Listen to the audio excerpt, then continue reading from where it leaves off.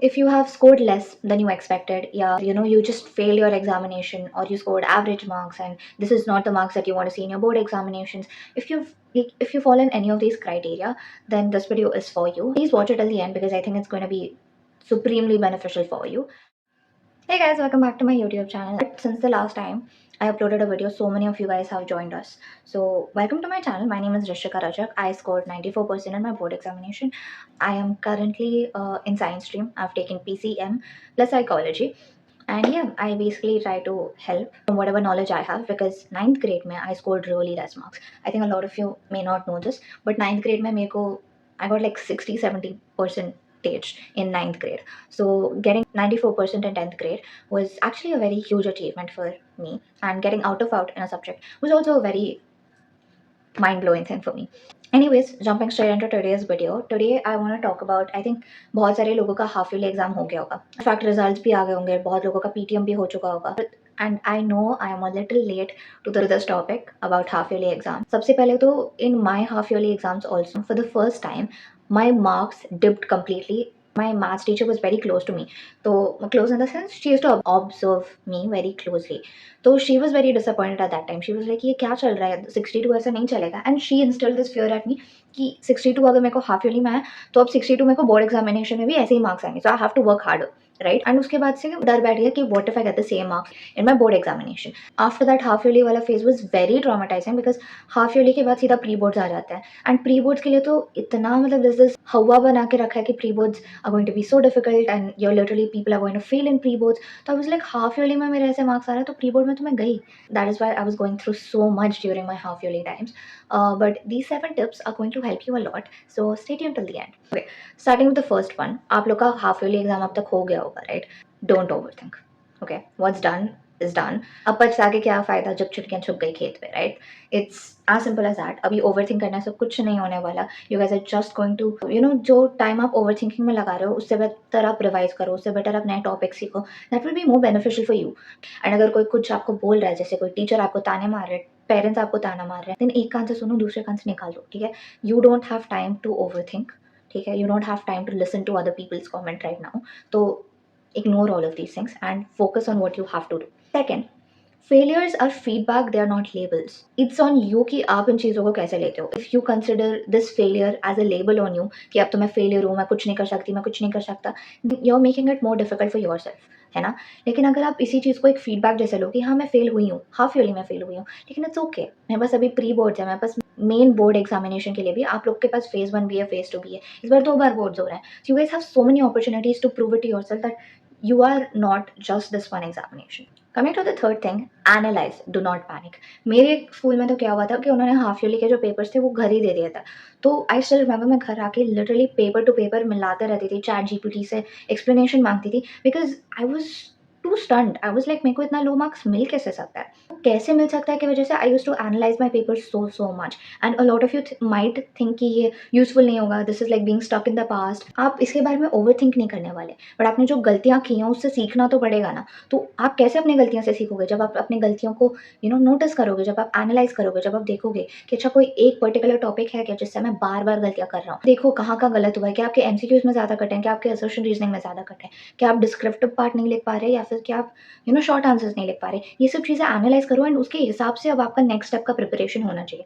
If you guys want videos on that I can try making it. To let me know in the comment section. Coming to the fourth point, very important. अगर आप लोग का portion हो चुका है या आपने 1-2 बार at least you gone through the syllabus या नहीं भी गए हो सिलेबस से, तो कीप रिवाइजिंग. एक ओलिविया रॉड्रिगो का गाना है, two steps front and one step back, वैसा करके कुछ 3 that is exactly what you have to do. अगर आप मतलब 3 टॉपिक कवर कर रहे हो तो आपको एक टॉपिक पीछे आके फिर से वो टॉपिक रिवाइज करना ही पड़ेगा.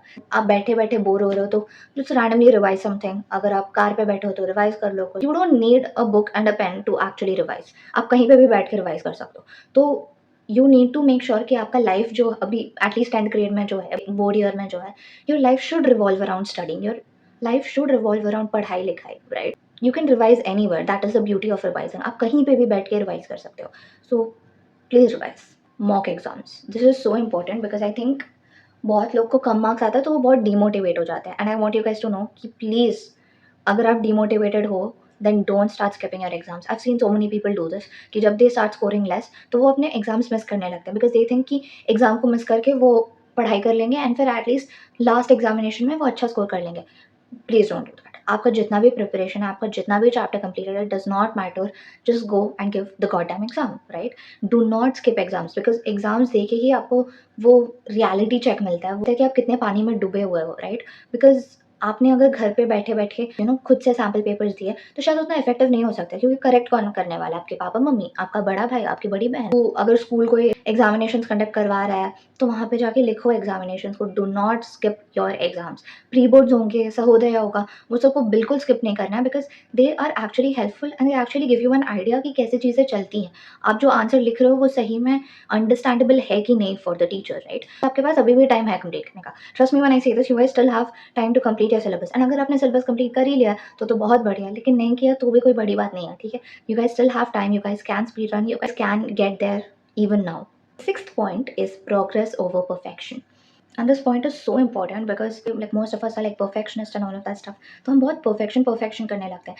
But please realize this one thing कि यहाँ पे you don't have to get the perfect scores. Like suppose half yearly में आपको पता चला क्या you did not score that well, तो आपने पढ़ाई करना चालू किया, तो ऐसा नहीं है कि अगले एग्जाम में ही आपको आउट ऑफ आउट आ जाएगा. दैट इज पॉसिबल है, ऑफ कोर्स है, बट प्रैक्टिकल नहीं है. अगर हाफ ईयरली में आपको 50 आउट ऑफ 80 आया तो अगर नेक्स्ट एग्जाम में आपको 55 आउट ऑफ 80 आ रहा है, celebrate that win, be happy about it and make sure कि आपको नेक्स्ट एग्जाम में 55 से ऊपर डेफिनेटली मिले. नीचे नहीं जाना है, लेकिन हमेशा हमेशा मेक श्योर करना है कि एक प्रोग्रेस में हम ऊपर जाते रह रहे हैं, right. We don't forget the progress. हम परफेक्ट स्कोर जैसे मतलब आज हम 50 पे थे, कल हमें 80 आउट ऑफ 80 आ जाएगा. No one is asking you to do that anyways. Half yearly में लाइक 50 आउट ऑफ 80 लेके आए तो अब नेक्स्ट एग्जाम में एम के आपको 55 अबव मिले, और फिर अगले प्री बोर्ड में एम के आपको 60 अबव मिले, फिर नेक्स्ट एग्जाम में एम के आपको 65 अबव मिले, फिर लास्ट प्री बोर्ड में बस इतना एम करना कि मेरे को 70 अबव मिल जाए. जब आप मतलब स्लोली स्मॉल स्टेप्स लेके प्रोग्रेस करोगे, right, it will be so much more better than just aiming for perfection blindly. You should be your biggest supporter. तो कंग्रेचुलेट योर सेल्फ वंस अगर आपने जो गोल रखा था उसको एक्चुअली में अचीव किया. Appreciate your self. Okay, that brings me to the last and the final point. Do not give up. ठीक है, इस पार्ट में मुझे अभी भी याद है मेरे हाफ ईयरली में जब मेरे गंदे मार्क्स आए थे, कितने सारे मतलब डीमोटिवेटिंग वाले लोग थे. मम्मी पापा इनफैक्ट बहुत डीमोटिवेटिंग थे इस टाइम पे. I was not ready to give up my friends also. तो मेरे मम्मी पापा ने मेरे को क्लियरली बोल दिया था कि तुमसे तो नहीं होगा, राइट. एंड बहुत डीमोटिवेटेड थी मैं इस टाइम पे. But the only support system that I had at this time was me. मेरे पापा बहुत लास्ट में मतलब बोर्ड एग्जाम के टाइम पे मेरे को सपोर्ट करना स्टार्ट किए थे. बट ये हाफ ईयरली का जो टाइम था इस पर मेरे पास कोई सपोर्ट सिस्टम नहीं था. Do not give up. अपने आप को याद दिलाओ कि अगर and you have your back, right, you will do no matter what it takes to win. Half yearly एक ऐसा पॉइंट होता है ना कि no matter what you have scored, and I am genuinely मतलब दिल से बता रही हूँ क्योंकि मैंने खुद लोगों को देखा है. हाफ ईयरली में even if you have failed, you still have chances of topping in your 10th grade board examination. And I know this is like such huge words, but I've seen this happen, and इसलिए मैं ये guarantee के साथ बोल सकती हूँ. Because ये half yearly ना ऐसा लाइक हाफ ईयरली के बाद ही क्लाइमैक्स वाला सीन चालू होता है. एंड क्लाइमैक्स में जैसे पूरा स्टोरी ही बदल जाता है. That is what happens after the half yearly exam. मतलब हाफ ईयरली एग्जाम के बाद you are the writer and you can literally just change the climax. मतलब आप स्टोरी को ऐसा बदल सकते हो कि यू वर फेलिंग एंड अब क्लाइमैक्स में आपने स्टोरी ऐसा बदल दिया कि आप टॉप कर गए. So this is the beauty of the second half of 10th grade कि you can literally change your story. और आप कैसे थे फर्स्ट हाफ में, आप कैसे मतलब कैसा परफॉर्म किया आपने, आपके मार्क्स कैसे थे, does not matter. You still have the chance to change your story, to bring a change in your marks, to be a better person academically, right. तो आपके पास अभी भी चांस है. Buckle up and start grinding.